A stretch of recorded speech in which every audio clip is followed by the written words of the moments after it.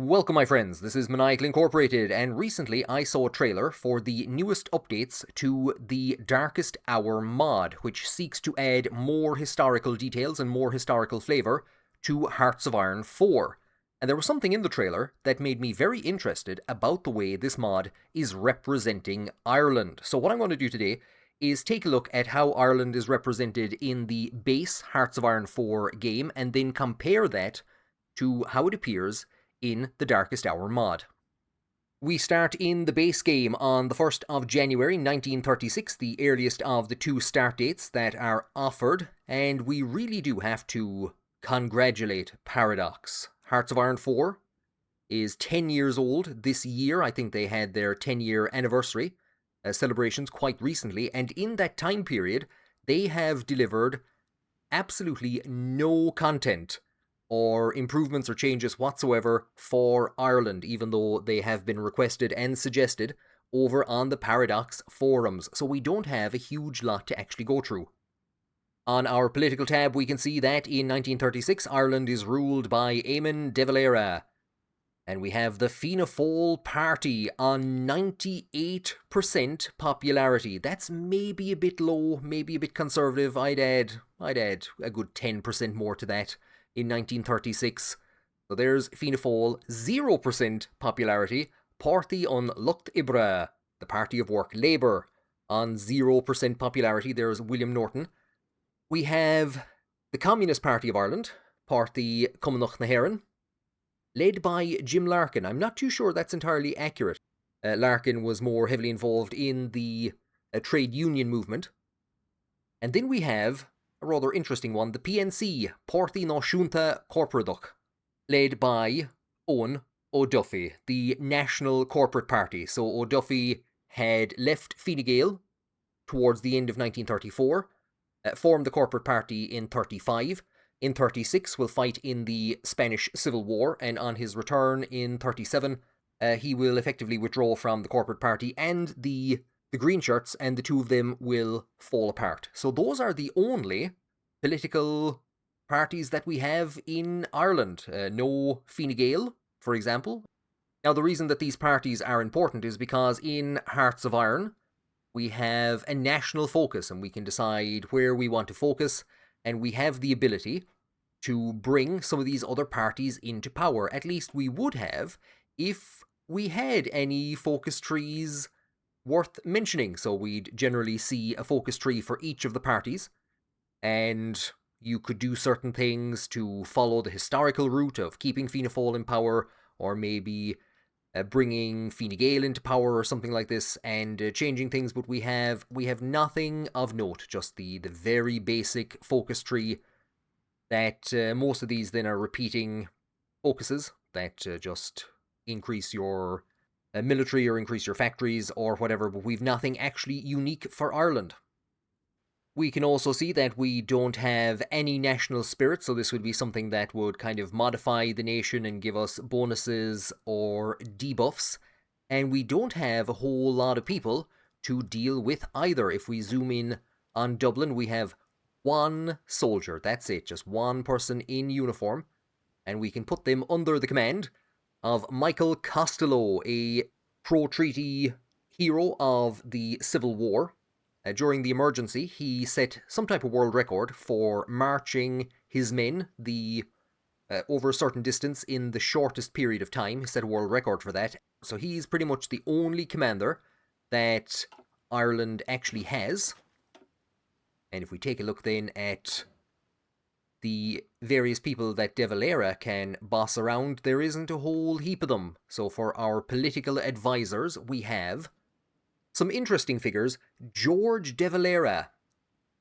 Elusive gentleman. He's very elusive. Who is George De Valera? Well, this is George De Valera, this bespectacled devil over here. When he was born in New York City, this guy, this lad, was registered as George De Valero or De Valeros. And then a few months later, when he was baptized as Edward De Valera. So that's George De Valera. Patrick Kelly, I think, was a government civil servant during the 30s and 40s. Sean T. O'Kelly, future President of Ireland. Sean Lemass, future Taoiseach. Douglas Hyde, future President.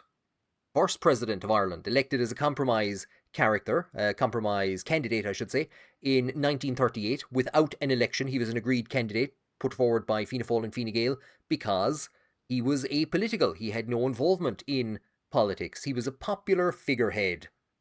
He founded Conradh na Gaeilge, but left the organisation in 1914, I think, when the Irish Republican Brotherhood seized control and tried to make it political. I'm not too sure about the other two, if these are actual historical figures. Desmond McGarry, fascist demagogue, doesn't ring a bell. And this is all we have in terms of political advisors. Potentially, there are more if we could...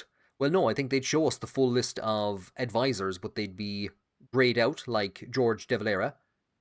If we were to put any of the other parties into power somehow, the fact that Ireland, or that Fianna Fáil has 98% popularity, I don't think you're meant to be changing governments in this thing. And it's the same then for our military staff. Our theorists, we have Michael Costello again, so we could have him commanding our one soldier, and we could have him as a military theorist. Oscar Traynor, air warfare theorist. I'm not too sure. I haven't looked into Traynor in depth, but I don't know why he's focused here on air warfare.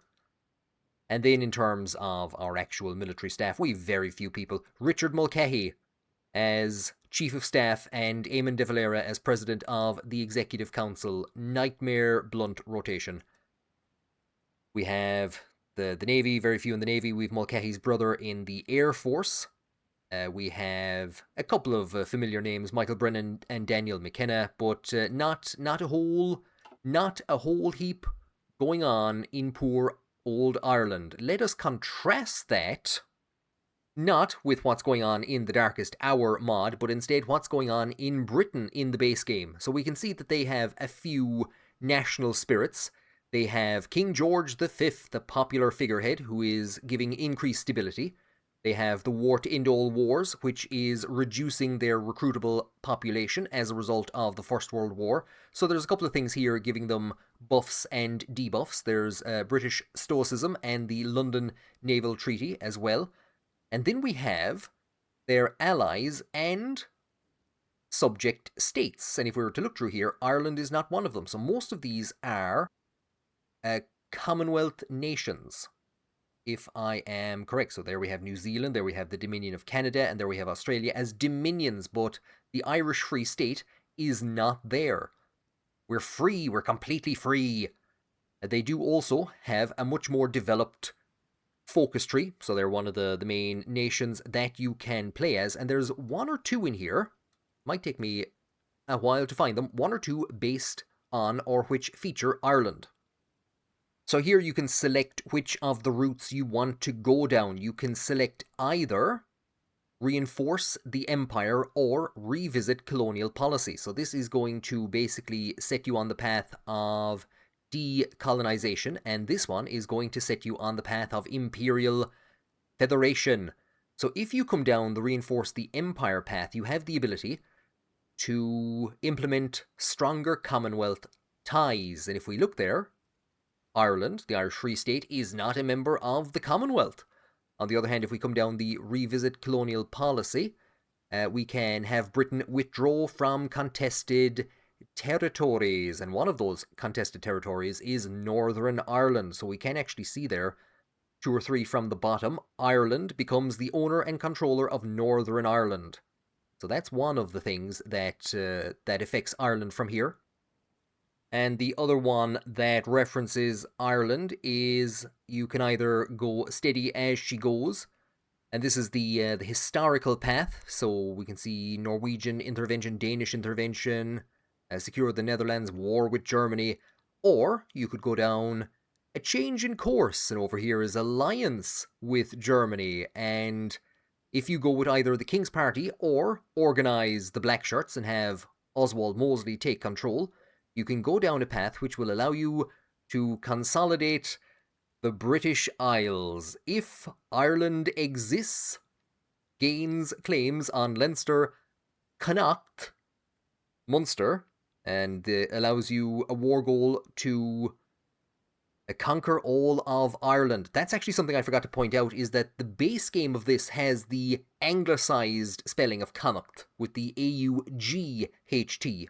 So that's something to keep an eye on. But the one other thing that I just want to point out here is that if you do go down the a changing course route, you have the option of bringing in the King's Party, and that is known as the House of Windsor. So basically, the king will, I think, become the actual direct ruler of the country under a political party known as the House of Windsor. And so there we can see that anglicised spelling of Connacht. But there we go, that is pretty much all the content that Ireland has after 10 years of development. Pretty much unplayable as Ireland. I can't imagine why anybody in their right mind would play as Ireland in the base game. There is absolutely no content whatsoever. There have been a couple of mods that have released dedicated content for Ireland in the base game, so I might very well take a look at those at some stage. But right now, I'm going to switch over and take a look at Ireland in the Darkest Hour mod. And I'm quite sure something is going to stand out to you immediately. And it's pretty obvious what the major difference between the base game and Darkest Hour Ireland is. I'll put two pictures of them up side by side, just the way that you can see it a bit more clearly. But yes, you're absolutely correct.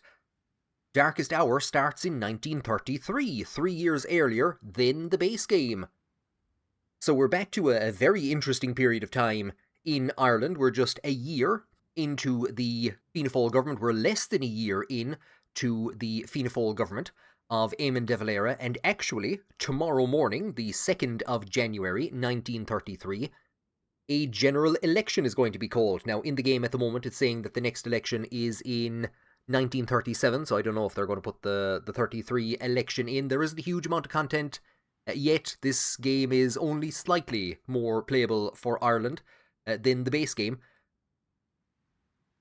Well, what's Ireland? There is no Ireland. There's the Irish Free State. So that's one of the things, is that they have the name of the country updated, and they have the correct spelling of Connacht. So already massive, massive progress. Now, the actual big change that I saw in the trailer and that made me want to check out this mod is we have these 3 red splotches that we're told are owned by the United Kingdom: Spike Island, Bearhaven, and Lough Swilly, and these are the treaty ports. So now, with this change, we're actually in a position where we can start talking a bit about history. So we have the War of Independence from 1919 to 1921, we have the truce in July of 1921, so 105 years ago this month, and then the Anglo-Irish Treaty is negotiated and signed towards the end of 1921. Now, that's going to set off the Irish Civil War, with the pro-treaty side victorious and the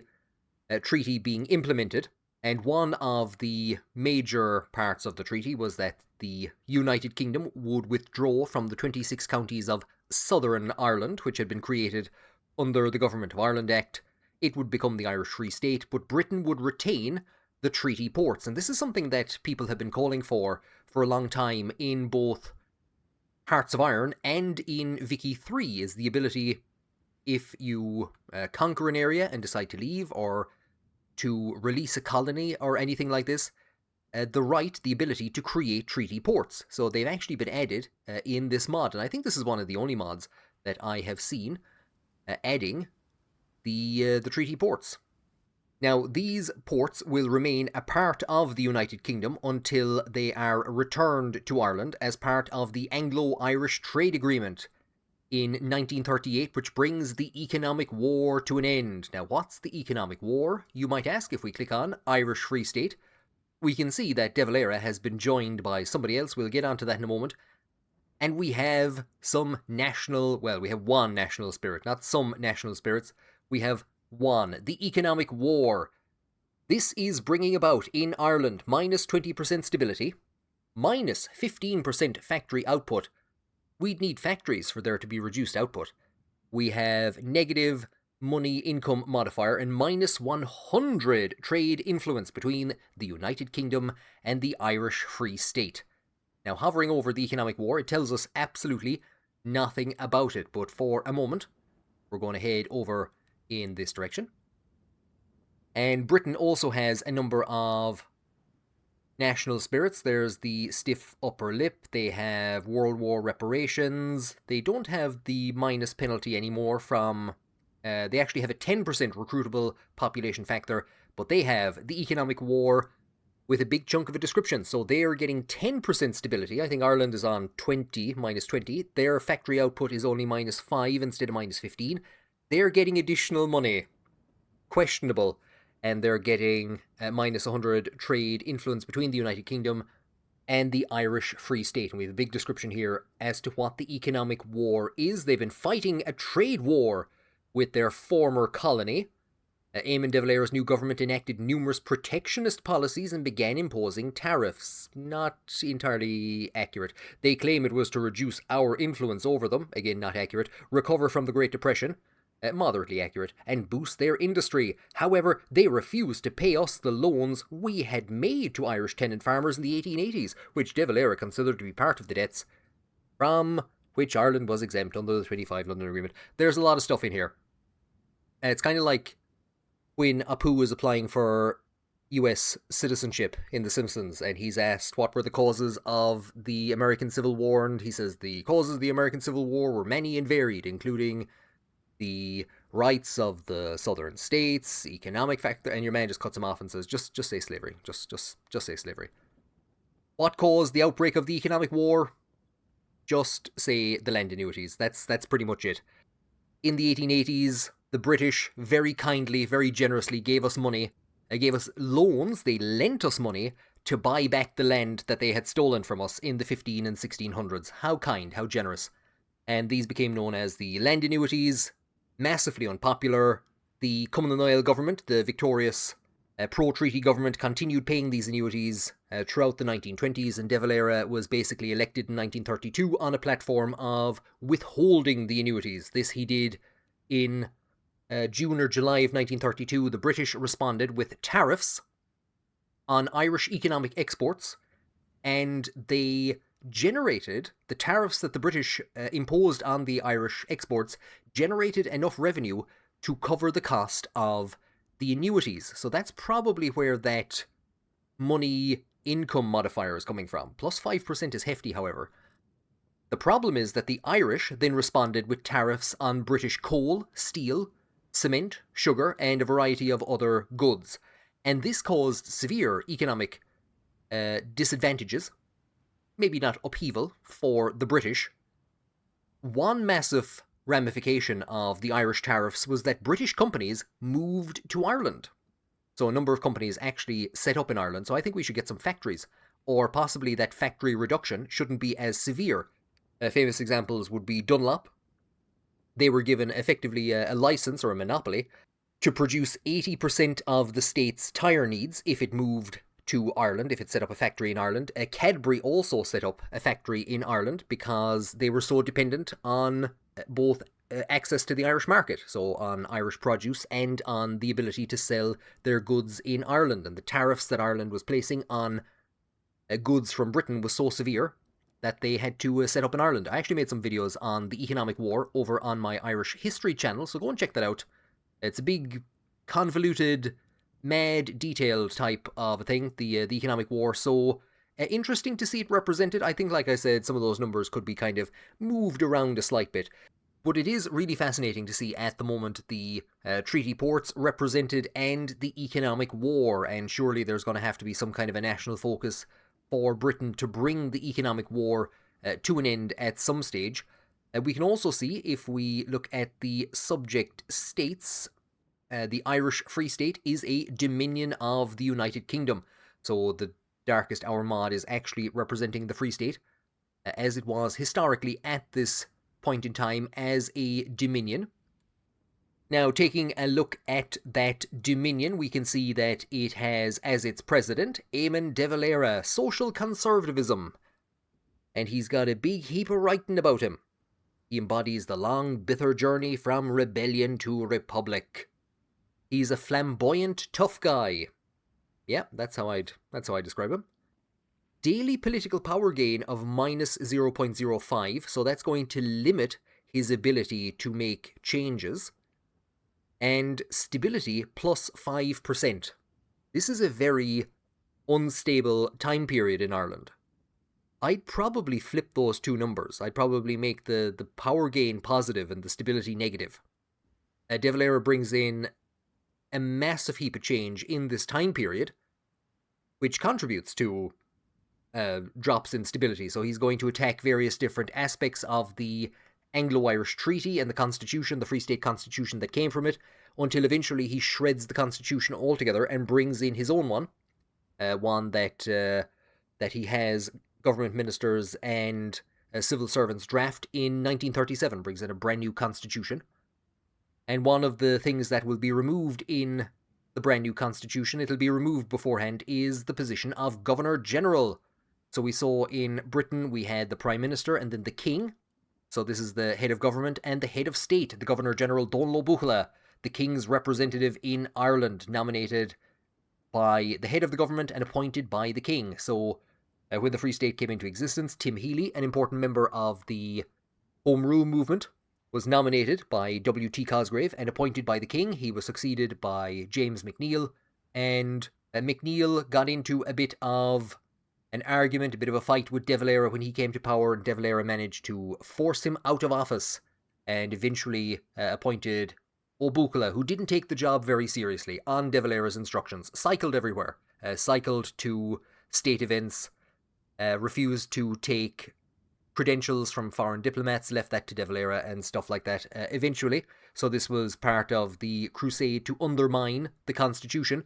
But what we would expect is that Ireland will have some type of a national focus to bring in a constitution around 1937, and that would replace the Governor General with a president. So we'd have the president and the Taoiseach. And the president could potentially be Douglas Hyde, who is not here anymore. We actually have no ministers. We have no government whatsoever. I don't think we've no high command. We have absolutely nothing else that we can appoint. I do know that if we click on a soldier, we still have Michael Costello, so he's the only person hanging around, but we have no ministers or anything like that at the moment.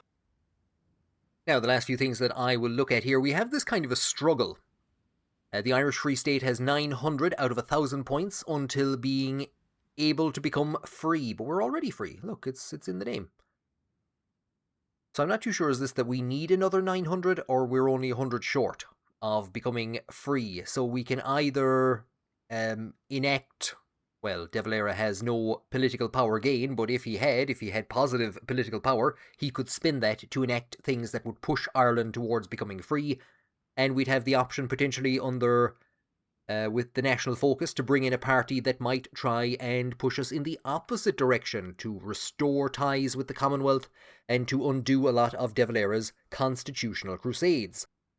Now, what political party would want to do that? In 1933, especially the 1st of January 1933, we would expect that to be Cumann na nGaedheal, which will later become Fine Gael. But let's take a look at the political parties that we have. Absolutely shocking. Fianna Fáil has dropped to just 60% popularity, which is pretty much close to being kind of accurate for the time period. Like I said, we're going to have an election in the next couple of days. February of 33, the election actually goes ahead. I don't think that's going to be actually represented in this mod, but at the end of the around March of 33, the new government is formed. Fianna Fáil is 1 seat short of an absolute majority, and they are backed up by, and I was going to hover over them, but I don't actually think they're there. No, they're not. So the Labour Party is gone. Bill Gannon, that's a name that I'd much more strongly associate with communism. I'm delighted that they've gotten rid of Jim Larkin. Yeah, the Darkest Hour mod has gotten rid of Jim Larkin. But the Labour Party back, Fianna Fáil, they've basically learned their lesson.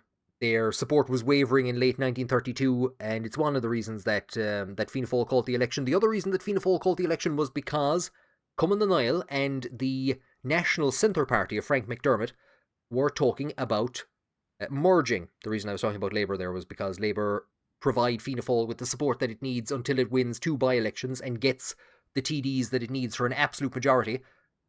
But Fianna Fáil also called a by-election or a full-scale general election after like 9 months or something, because Cumann na nGaedheal, the victorious pro-treaty party, and the National Centre Party were talking about merging. So De Valera got in ahead of that, won a massive victory, but in September of 33, Cumann na nGaedheal, the National Centre Party, and the Blue Shirts came together, formed Fine Gael, and elected Owen O'Duffy as their first leader. We do not have Fine Gael here, which is right, because we're actually a couple of months before their formation, but we don't have Cumann na nGaedheal either. We have the National Corporate Party, which, like I just said, in the base game discussion, is not going to be formed for another 2 years. So O'Duffy will promise big victories. He's not a TD, so he doesn't actually sit in the Dáil with the rest of the Fine Gael members, but he's viewed as being a much more attractive and energetic leader of a movement on its way down, suffering electoral defeats to De Valera. So 2 back-to-back defeats in 32 and 33 see W.T. Cosgrave removed, or at least not in favour anymore. O'Duffy, his leadership of Fine Gael isn't much better. He promises big things in the 1934 or 35 local elections. They don't go very well. By the end of 34, he's making dramatic speeches about marching on Northern Ireland. The party tries to rein him in, and he resigns in 34. So that leads to him setting up the National Corporate Party in 35, and then going off in 36 to take part in the Spanish Civil War. So we don't have Cumann na nGaedheal here. So this might just be a placeholder from the base game. However, they've made changes to the Communist Party. I don't know if you remember me saying they removed Jim Larkin. The other two that we're going to look at, Windsor, the House of Windsor. So if you'll remember, this is the base game party that is formed by having the king take direct power. The king basically becomes the prime minister, takes direct control of the country. And here in Ireland, the House of Windsor is led by Gearóid Ó Chuineáin. Party ideology, authoritarian. The ideology is right, but the name is wrong. He doesn't really come to national attention until the early 1940s, but he is so beloved in Kaiserreich that he's pulled back into the early 1930s. He wants to create a Gaelic ethno-state. The English language is going to be banned after 5 years, so there's a 5-year period to transition the country completely over to Irish. And immigration is going to be tackled. So this is the big problem in Irish history. Immigration. Ó Chuineáin has a very solid solution to the population decrease. He's going to make it illegal. You can't leave. There you go. That's gonna fix it all. And there's a T.G. Carr documentary about him. His granddaughter found some very old recordings of him, and found them in her garage, in her mother's garage, and asked her mother about them, and knew nothing about the life of her grandfather as the Ceannara of Ultiri na HOI4, the architects of the resurrection. She knew nothing about him because, as she said, when she was young, she couldn't speak Irish, and he refused to speak English. So that's the type of man that we have in Gearóid Ó Chuineáin. He's also the head in Kaiserreich of these various different kind of monarchical restoration movements, attempts to bring back some of the old Gaelic aristocracy. I'm not too sure. So maybe that's why he's been shoved in here as the leader of the House of Windsor. So I'm not too sure. Probably, if we're going for historical accuracy, he shouldn't be here. And then we have SF. Most likely Sinn Féin. Who was the leader of Sinn Féin in 1933? It was Brian O'Higgins. Now, this is the remnants of the anti-treaty movement after Fianna Fáil leave in 26. So De Valera is the leader of Sinn Féin. He wants to think about maybe considering possibly entering Dáil Éireann if the Oath of Allegiance is removed. Sinn Féin hold a vote on it. He's defeated. He leaves, forms his own party, Fianna Fáil. Sinn Féin continues on. In 33, it is led by Brian O'Higgins. So we would imagine that we will see. Oh god, it's Jim Larkin. It's not even Jim Larkin, it's Jim Larkin Jr. I didn't realize it was Jim Larkin Jr., so they actually have gotten rid of Jim Larkin. Jim Larkin Jr., who will succeed his father as the head of the trade union that he leads. There's a ton of them, so I've forgotten which one it is. I think it's the workers. I'll put it up which one he leads. Jim Larkin causes a split in the Labour Party when he tries to join.